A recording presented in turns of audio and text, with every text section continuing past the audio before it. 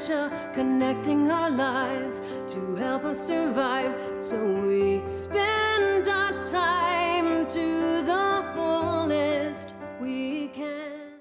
Hi, welcome to Professional Insights, created by Dementia Action Alliance. I'm proud to be your host, Laurie Scher.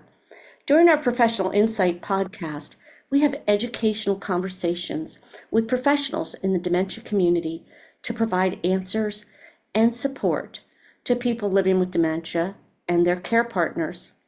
My guest today is Carrie Leljedal.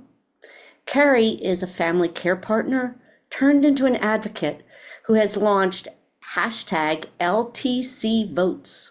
That's a national campaign to encourage anyone in the care settings to exercise their right to vote. Carrie is working with various organizations to make sure people with all types of developmental and cognitive changes understand that they have a right to vote in spite of their inabilities. Many people in care units are not encouraged to vote. Carrie's 36-year-old son lives in a care community and takes great pride that he's able to vote. She's trying to encourage other people to share that as well. Carrie, thank you so much for being with us today. Thanks, Lori. I'm thrilled to be here. It's a pleasure. And okay, we came up with some questions, and we've had quite a bit of time discussing all these things. And I appreciate that you've been such a wonderful care partner to your son, Lynn. But let's start with our rights to vote. Why is it important to make sure that people with cognitive or physical challenges understand their right to vote? There are so many people that just presume because somebody that has a disability that they don't need to vote or they don't have their right to vote. And there's a big misunderstanding that people that have guardians or somebody is their medical power of attorney, that person gets to make that choice for them. And that is not the case. Everybody in the United States that's over 18 years old, that is not a convicted felon, has the right to vote unless a judge is ordered otherwise. And we need to ensure that everybody exercises that right, whether you receive care in a nursing home or you have in-home care coming to you, or you are, in the community living, but you have, any kind of disability. It is your right and it's your responsibility to vote. Okay, thank you. And you and I have talked about how we've read about scams, and there have been voting scams where supposedly, and I don't know if any of them were proven or not, supposedly people went into different care units and told people they were going to help them to vote, but kind of swayed them to vote their way. I don't want that to happen to me. If I want to make sure my vote is being heard, but I know I have cognitive issues. I know I may get a bit confused on how I'm filling the thing out. Who can I contact for help? How do I do that to make sure my voice is really the one heard? So, first of all, start with vote.gov.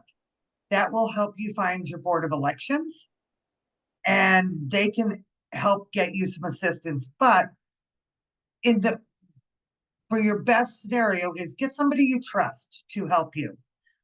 That way that if you get confused by looking at the computer screen or you're trying to do a mail-in ballot, but marking the boxes might be a challenge for you, that whoever you're telling what you want to mark is following your choice. The only person who should be voicing your vote is yourself. And under the Americans with Disabilities Act, you're allowed these accommodations. You're allowed to take somebody into a polling place with you to help you. You're allowed to ask a election judge to help you. We need to make sure that people are having their voice heard. Okay, so if I want to get back to ADA in a second, but if I am in a care unit, how do I go about voting? I mean, they don't bring me to a poll. Is that an absentee ballot? So, there's lots of options. First of all, they can take you to the polls. Okay. And some homes will, some won't. They can get you an absentee ballot depending on the state you live in. Like the state of Oregon, everybody votes by mail. But the first priority to all of this is making sure you're registered to vote, especially if you have moved in the last year. And let's say you were living in the house that you'd been in for 30 years, and now you are living in some kind of care home or care setting. You need to change your voter registration. That is step one, because if your registration is not current, you cannot vote. Oh, wow, that's really good to remember if I've moved into a residential setting or a care setting. That's really good information to remember that. So I'm in my residential unit now. And if I know I can't get to the polls because nobody's going to give me the transportation, maybe, then I would contact vote.gov, was it?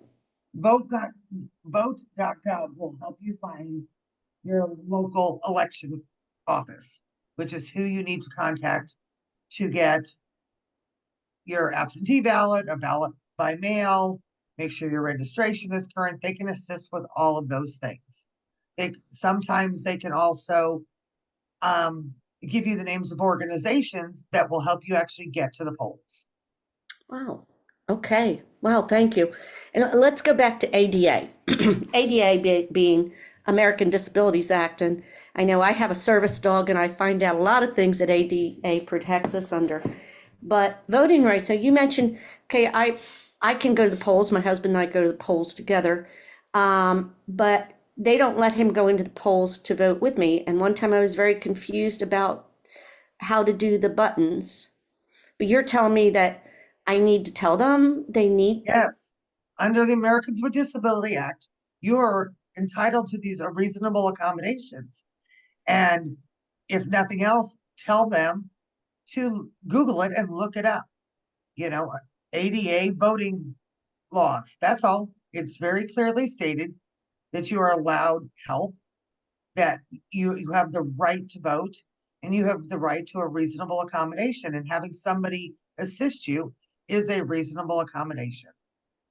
I wasn't aware of that. There's been many times where with my service dog, I've had to say to restaurants, whatever, you can't turn her away, look it up under American Yes. Disabilities Act. But I wasn't aware of that with voting. So that's really good for us to know. So whether I need help at the polls to get to understand how to fill it out, or whether I'm in a caring unit of some sorts and I need assistance in getting the ballot and in how to fill it out, it is my right that I am able to do that. Is that everything? Am I hearing you say that's all my right? Yes, that is all your rights. And like I said, the only person that is allowed to take away your right to vote is a judge. And it is done very seldom. You can choose, I only want to vote for the president, or I only want to vote for this congressperson, and I don't want to vote for anything else. You have those rights too.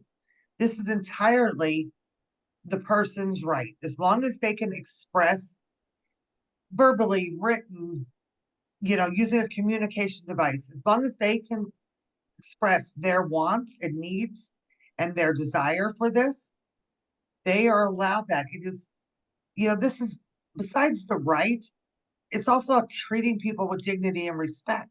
Mm-hmm. We are all citizens of this country, and we all have the right to be treated properly as we exercise our right to vote.